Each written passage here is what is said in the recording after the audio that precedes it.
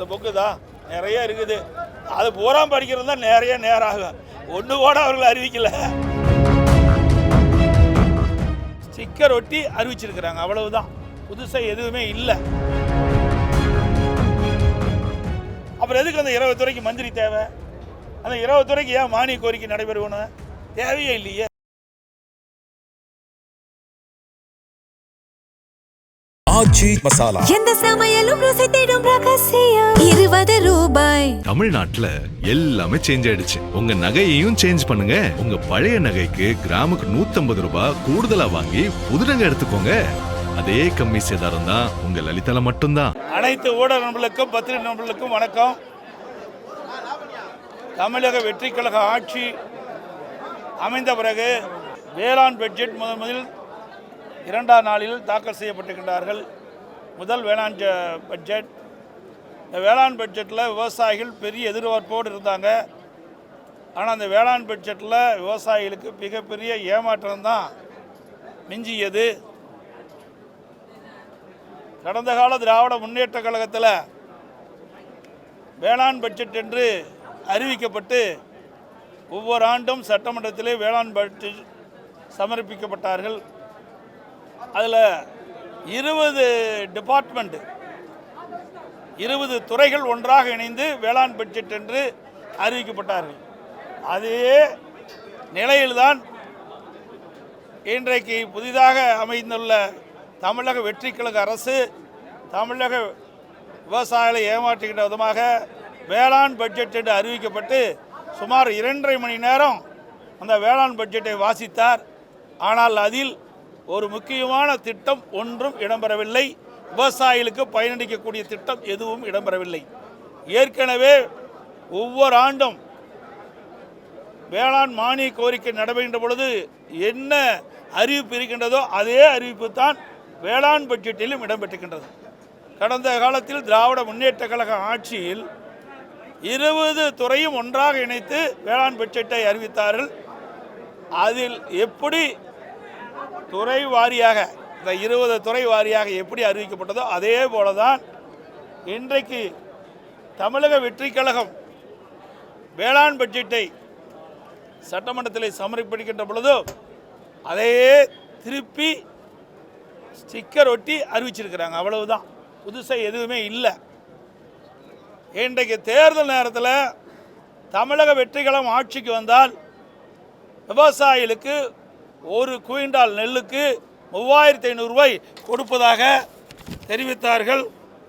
அதே போல் கரும்புக்கு டன்னுக்கு ஆதார விலையாக ஒரு டன் மெட்ரிக் டன் கரும்புக்கு குறைந்தபட்ச ஆதார விலையாக ரூபாய் 4500 ரூபாய் வழங்கப்படும் என்று அந்த தேர்தல் காலத்திலே தமிழக வெற்றி கழகத்தின் சார்பாக தமிழக வெற்றி கழக தலைவர் திரு ஜோசப் விஜய் அவர்கள் அறிவித்தார்கள்.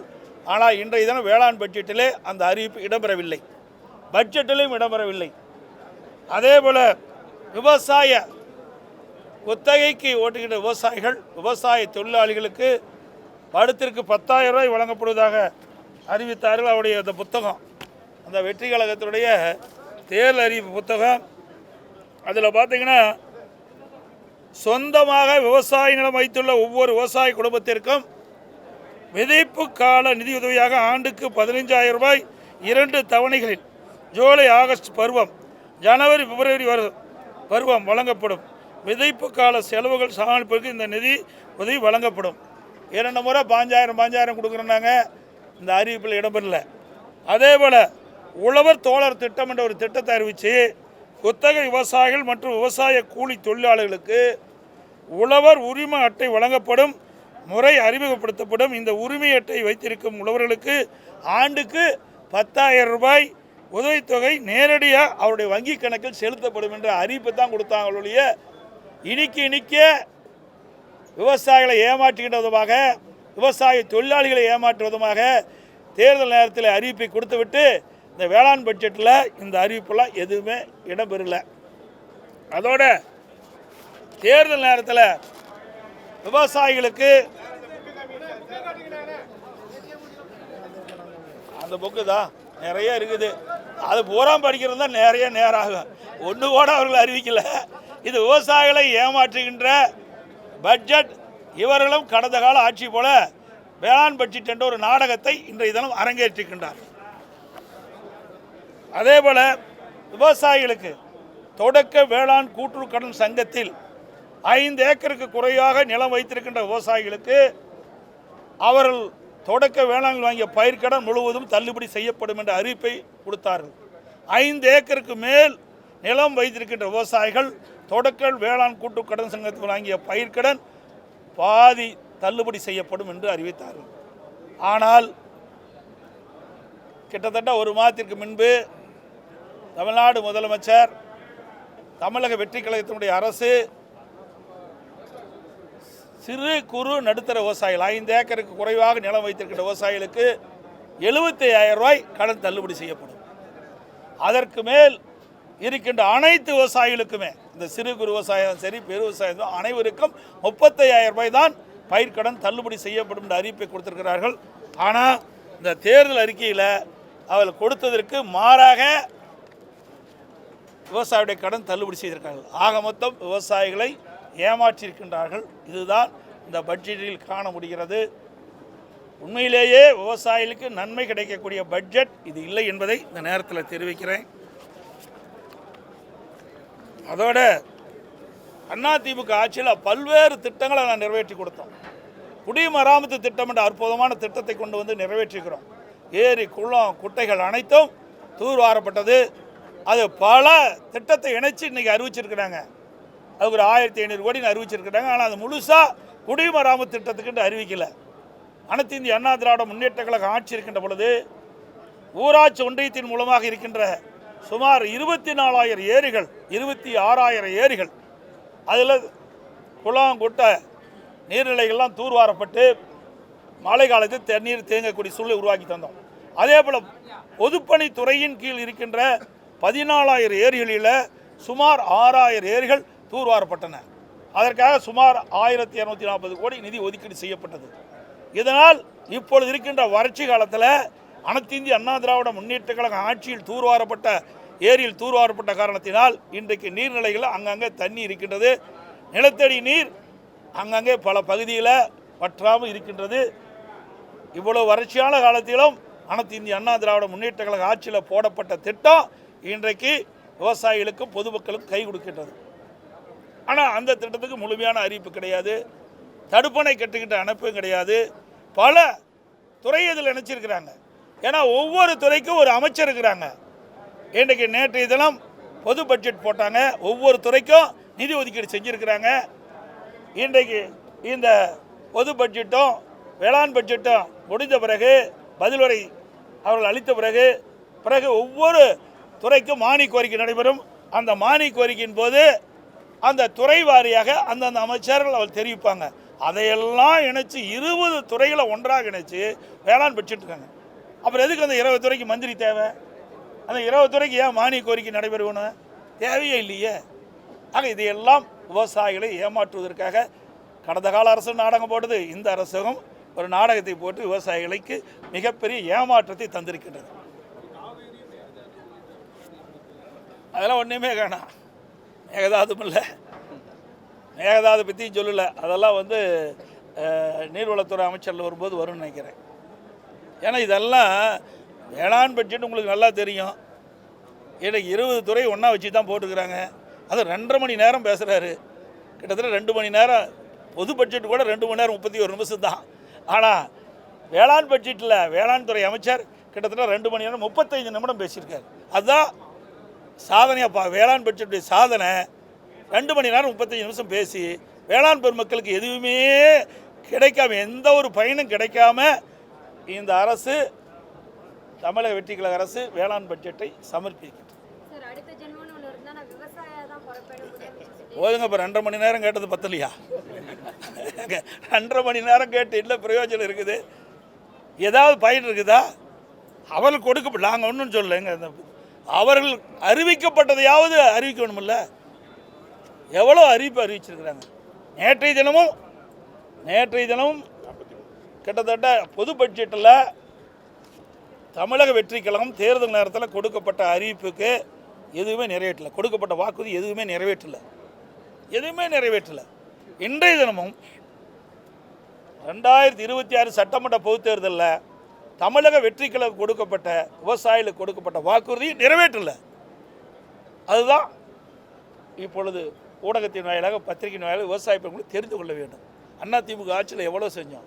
பாதுகாக்கப்பட்ட வேளாண் மண்டலம் கொண்டு வந்தோம், குடிமராமத்து திட்டத்தை கொண்டு வந்தோம், தூர்வாரின்ற பணியை மேற்கொண்டோம், 50 ஆண்டு காலம் தீர்க்கப்படாத காவிரி நதிநீர் பிரச்சனைக்கு தீர்வு கண்டோம். எல்லாமே செஞ்சது அதிமுக ஆட்சி. வறட்சி வருகின்ற பொழுது விவசாயிகளுக்கு தேவையான உதவிகளை செஞ்சோம். 2 முறை விவசாயிகள் வாங்கிய தொடக்க வேளாண் கூட்டுறவு சங்கத்தில் வாங்கிய பயிர்க்கடன் ஒரு 5 ஆண்டில் 2 முறை தள்ளுபடி செய்த அரசு அதிமுக அரசு. அதே போல் விவசாயிகள் பேரிடர் காலத்தில் விவசாயியுடைய விளைநிலங்கள் பயிரிட்டிருக்கிற விளைநிலங்களில் பயிர்கள் சேதமடைஞ்சால் அந்த பயிர் காப்பீட்டு திட்டத்தின் மூலமாக இந்தியாவிலேயே அதிக இழப்பீட்டு தொகையை விவசாயிகளுக்கு பெற்றுத்தந்த அரசு அதிமுக அரசாங்கம். இவ்வளோ நாங்கள் செஞ்சோம்.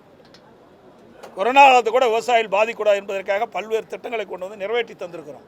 ஆனால் இன்றைக்கு வேளாண் பட்ஜெட் என்ற ஒரு பட்ஜெட்டை அறிவித்து வேளாண் பெருமக்களுக்கு எந்த நன்மையும் கிடைக்க முடியாத பட்ஜெட் இந்த வேளாண் பட்ஜெட் என்பதை இந்த நேரத்தில் தெரிவிக்கிறேன்.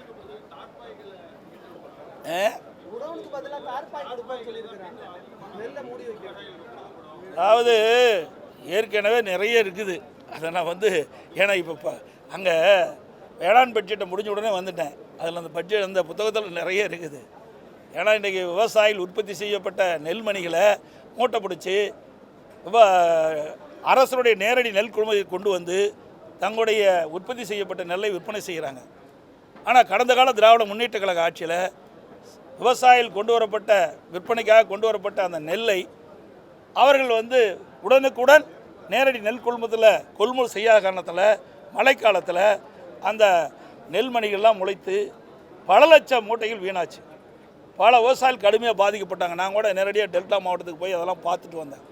இந்த அரசாங்கம் அப்போ இந்த புதிதாக வந்த அரசாங்கம் அப்பொழுது என்ன சொன்னாங்க, தமிழக வெற்றி கழகம் ஆட்சிக்கு வந்தால் விவசாயிகளுக்கு முழு பாதுகாப்பு கொடுப்போம்.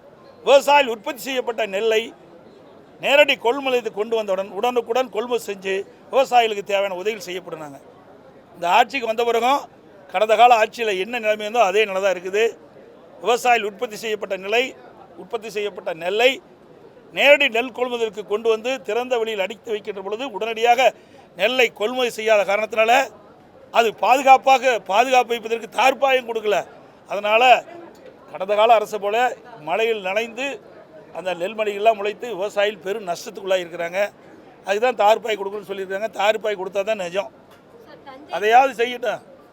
விவசாயிகளுக்கு என்று எதுவுமே செய்யலை. இந்த வேளாண் பட்ஜெட்டில் எதுவுமே விவசாயிகளுக்கு நன்மை கிடைக்கக்கூடிய திட்டங்கள் எதுவுமே பார்க்க முடியவில்லை. தஞ்சை, திருவாரூர் முதலான டெல்டா மாவட்டங்கள் கடுமையான வறட்சிக்கு குடிக்க தண்ணி இல்லை அப்படின்னு சொல்லிட்டு பொதுமக்கள் போராடக்கூடிய ஒரு சூழ்நிலையில தான் இருக்காங்க. இப்படிப்பட்ட ஒரு சூழ்நிலையில காவிரி விவகாரத்தில் தாவேக அரசினுடைய அந்த செயல்பாடு அணுகுமுறை திருப்தி அளிக்கும் வண்ணம் இருக்கிறதா? நீங்கள் அவையில் தான் கேட்கணும். நாங்கள் தான் தெளிவாக சொல்லிட்டோம். காவிரிக்காக என்னென்ன செய்தோம் என்ற வரலாற்றையே நான் பல முறை ஊடகத்திலையும் பத்திரிகையிலும் சொல்லிட்டாங்க. எங்களுடைய இதயம் புரட்சித் தலைவி அம்மாவில் காவிரி நீரை பெறுவதற்கு 4 நாட்கள் உண்ணாவிரதம் இருந்த தலைவி புரட்சித் தலைவி அம்மா. இன்றைக்கு 4 அம்மா இருக்கின்ற பொழுதே இந்த காவிரி நீரை பெறுவதற்கு உச்சநீதிமன்றத்தில் சட்ட போராட்டம் நடத்திக்கிட்டு இருந்தாங்க. அவர்கள் துரதிர்ஷ்டவசமாக மறைந்த பிறகு அனைத்து இந்திய அண்ணா திராவிட முன்னேற்ற கழக அரசு, அம்மாவுடைய அரசு தொடர்ந்து சட்ட போராட்டம் நடத்தி உச்சநீதிமன்றத்திலே விவசாயிகள் மகிழ்ச்சி அடைகின்ற அளவிற்கு ஒரு அற்புதமான தீர்ப்பை பெற்றோம். ஆண்டுக்கு 177.25 டிஎம்சி தண்ணீரை கர்நாடக அரசு ஒவ்வொரு ஆண்டும் மாதாந்திர வாரியாக திறந்து விடப்பட வேண்டும் என்ற தீர்ப்பை நாங்கள் பெற்றோம். அதை கூட இந்த அரசு நிறைவேற்ற முடியல. வாய் திறந்து பேச மாட்டேங்கிறார் முதலமைச்சர். இன்றைக்கு நமக்கு கிடைக்க வேண்டிய ஜூன் மாதம் கிடைக்க வேண்டிய தண்ணீர் கிடைக்கல, ஜூலை மாதம் கிடைக்க வேண்டிய தண்ணீர் கிடைக்கல. இன்றைக்கு கபினி அணை நிரம்பி இருக்குது, கேஎஸ்ஆர் அணை நிரம்பி இருக்குது, ஹானங் அணை நிரம்பி இருக்குது. இணையெல்லாம் நிரம்பி உபரி தண்ணி திறந்து விடுறாங்க. மாதாந்த வாரியாக நமக்கு தண்ணீர் கிடைத்திருந்தால் நாம் உரிய நேரத்தில் நமக்கு டெல்டா பகுதியில் இருக்கின்ற விவசாயிகளுக்கு குறுவை சாகுபடி செய்வதற்கு தேவையான நீர் கிடைச்சிருக்கும். ஆனால் மாதாந்திர வாரியாக நமக்கு கர்நாடக அரசு தண்ணி திறக்கவில்லை. இந்த அரசு தண்ணீர் பெறுவதற்கு எந்த முயற்சியும் எடுக்கலை. வாய் திறந்து கூட பேச மாட்டேங்கிறார். அது மட்டும் இல்லை, ஒட்டுமொத்த தமிழ்நாட்டிற்கு இழுக்கு ஏற்படுகின்ற விதத்தில், தலைகுனி ஏற்படுகின்ற விதத்தில் இவர் கர்நாடகத்துக்கு போகிறங்கிறாரு. கர்நாடக முதலமைச்சர் வர வேண்டாம்னு சொல்கிறார். கன்னட முதலமைச்சர் கர்நாடகத்துக்கு வர வேண்டாம்னு சொல்கிறார். எந்த அளவுக்கு இன்றைக்கு தமிழ்நாட்டுக்கு தலைகுனிவு ஏற்பட்டிருக்கிறது முதலமைச்சர் எண்ணி பார்க்க வேண்டும். இது தனிப்பட்ட முறையில் கிடையாது. இன்றைக்கு முதலமைச்சர் என்பது தமிழ்நாட்டுடைய முதலமைச்சர். இன்றைக்கு தமிழ்நாட்டுக்கு அனைத்து மக்களுக்கும் முதலமைச்சராக இருக்கிறார்.